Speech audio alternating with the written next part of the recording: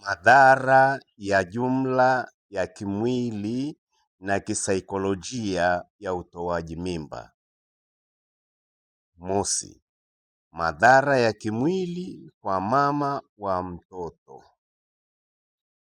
Maumivu makali wakati na baada ya kutoa mimba. Uwezekano wa kuchanika tumbo la uzazi.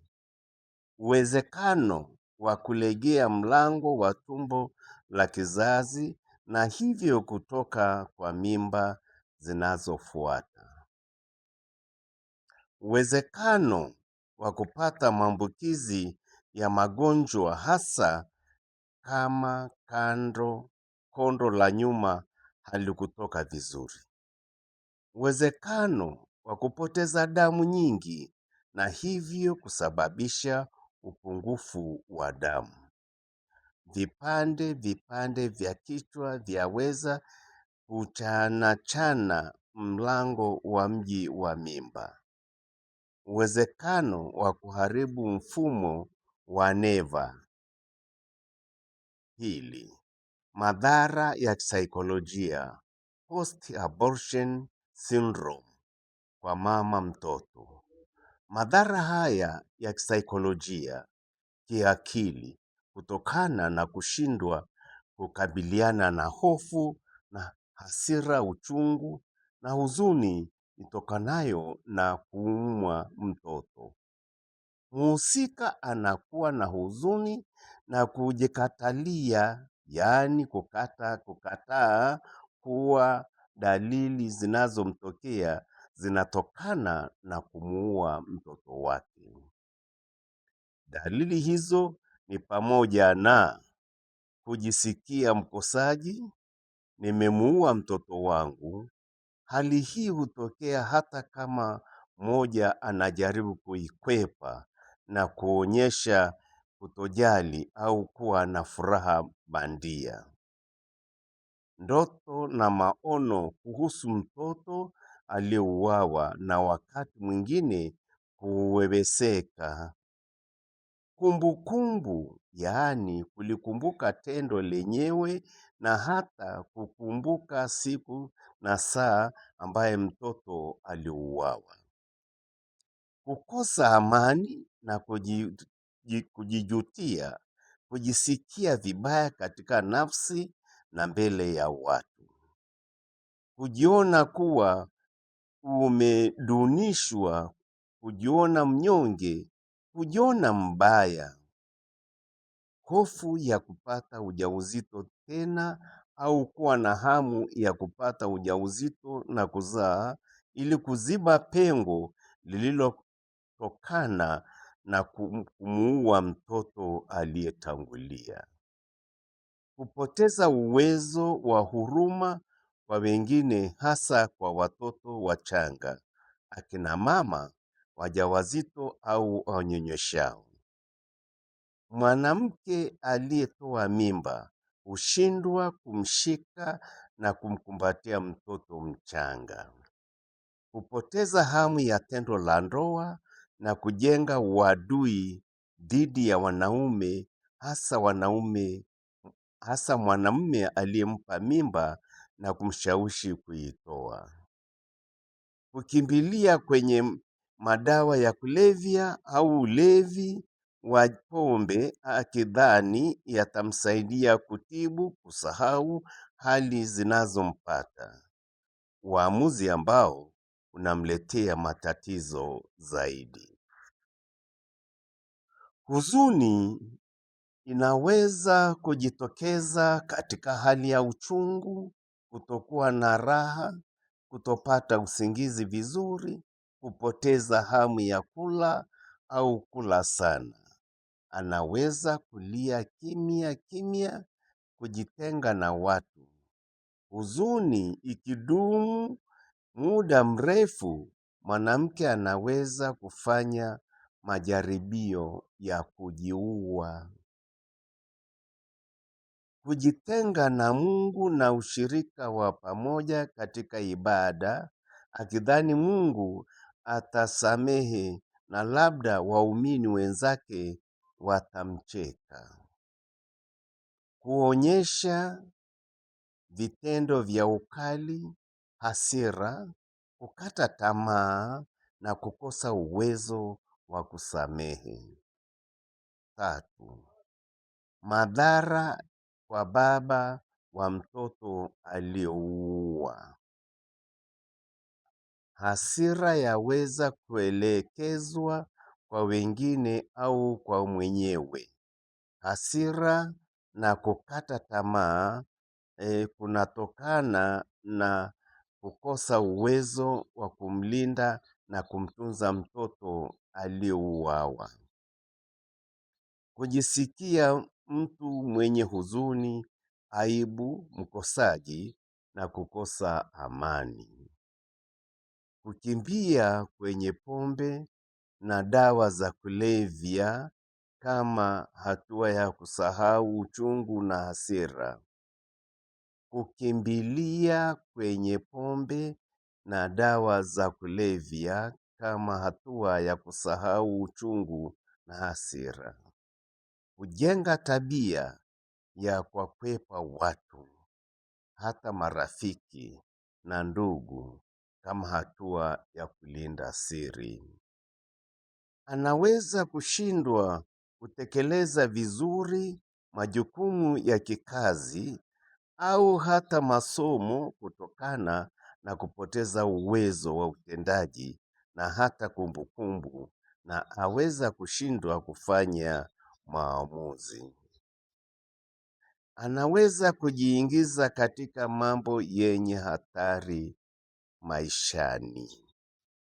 Mahusiano yake na wanawake wengine yaweza kuharibika. Anajiona hana uwezo katika maamuzi mbele ya mwanamke. Hali hiyo hujenga chuki na kutowaamini wanawake. Kupoteza uwezo wa kupata usingizi, kushtuka maana kujitenga na maelekeo ya kujiua.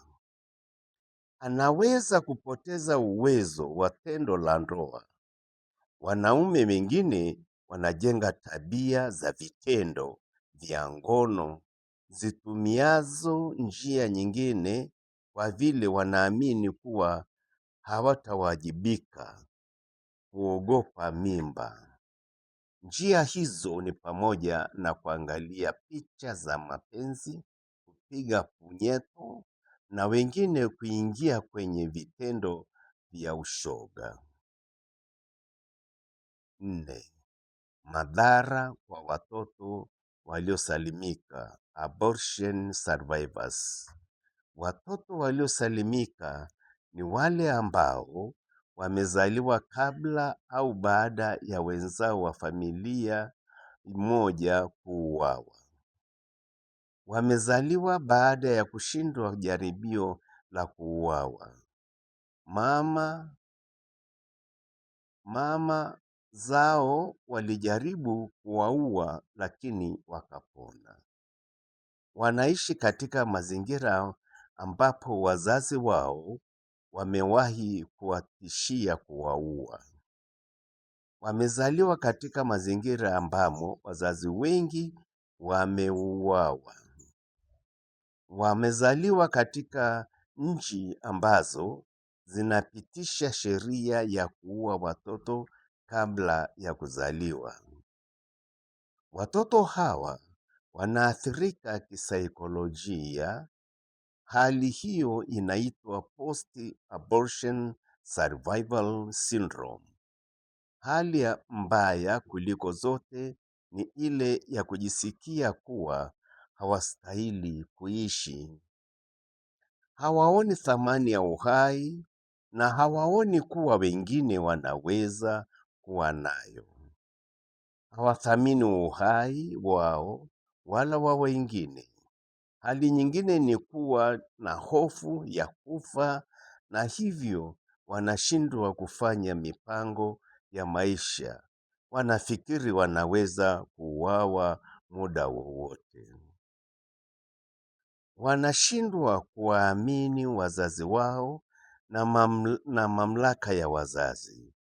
wanashindwa kujizuia, wanapatwa na hasira kali. Wanaweza kuwaasi wazazi na kujishinikiza katika makundi ya watoto waasi wenzao. Hawapendi kuzaa. Wanaweza kujiingiza katika vitendo vya ushoga na matumizi ya pombe, dawa za kulevya na kadha wa kadha. 5. Madhara kwa aliyeua, aliyetoa dawa au aliyeshawishi. Kujenga tabia ya ukali na kukosa huruma. Hawawezi kusikia sauti ya kilio cha mtoto. Kulewa mauaji. Baada ya kuua mtoto mmoja, wa pili, wa tatu, wa nne, yanakuwa mazoea na huenda kundi la wauaji na watesaji wa utamaduni wa kifo. Kuwa mkali. Hali hii hutokea kama njia ya kujitetea dhidi ya wale wanaowapinga. Woga na aibu.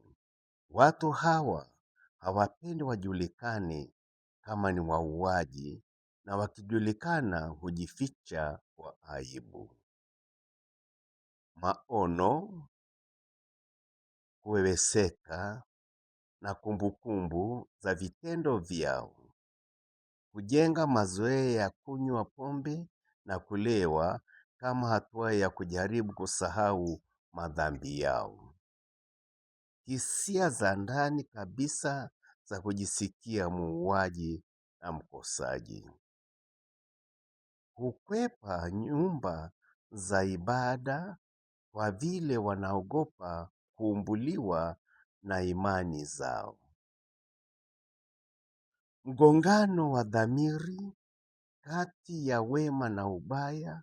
Uhai ni zawadi ya Mungu kwetu na ni mali yake. Yeye ndiye Bwana na wa uhai. Kifo ni mali ya Ibilisi. Yeye ndiye chanzo cha mtetezi wa kifo. Mgongano huu hudumu ndani ya mtu huyu kwa vile ameumbwa kwa mfano wa Mungu. Daima anasikia sauti ya Mungu, ndugu yako yuko wapi? Humdumisha binadamu na kumuona kama bidhaa inayoweza kuuzwa au kuuawa. Kumdunisha binadamu na kumuona kama bidhaa inayoweza kuuawa na kuuzwa. Kwa mtu huyu, binadamu huyu mdogo huitwa damu tu. Sio mtu au kiumbe, ni mzigo tu au nyama tu. 6. Madhara kwa familia. Babu na bibi wanakata tamaa, hawaoni wajukuu wa kuwapokea. Shangazi wanakosa wapwa, hakuna wa kucheza naye. Kuzuka kwa vijana waliokatili, wenye vurugu na hasira wakichokozwa. Hitaji kubwa la vituo vya kulelea watoto, kwani wazazi wanaogopa hasira za watoto wao. Tabia ya muuaji hujirudia na huridhishwa katika familia katika vizazi vijavyo. Hujenga tabia ya kuwanyanyasa na kuwaelekeza hata kuwatupa watoto. Hujenga tabia ya kuwanyanyasa na kuwatekeleza hata kuwatupa watoto. Vitendo vya ukatili hata kwa makosa madogo madogo ya watoto. 7. Madhara kwa miundo ya kijamii. Watu wanashindwa kuwa na huruma katika matukio ya vifo. Watu huzifurahia ajali kwa lengo la kupora mali za watu. Kuvunjika kwa miiko ya kale ya kuwalinda watu wasiojiweza. Kuwa na moyo mgumu wakati wa mauaji ya watoto wachanga. Ukengeushaji mkubwa kati ya imani na tabia za watu. Maelekeo ya mauaji ya huruma, euthanasia na ubaguzi, eugenics. Kuwakosa watu ambao wangeweza kutoa mchango mkubwa wa pekee wa kijamii. Kama vile mabingwa wa dawa za magonjwa yasiyotibika, tunakosa miito ya ukasisi au watu ambao wangeweza kuleta ufumbuzi kwa migogoro ya kisiasa, watu ambao wangeweza kuleta ufumbuzi kwa migogoro ya kisiasa na kadha wa kadha.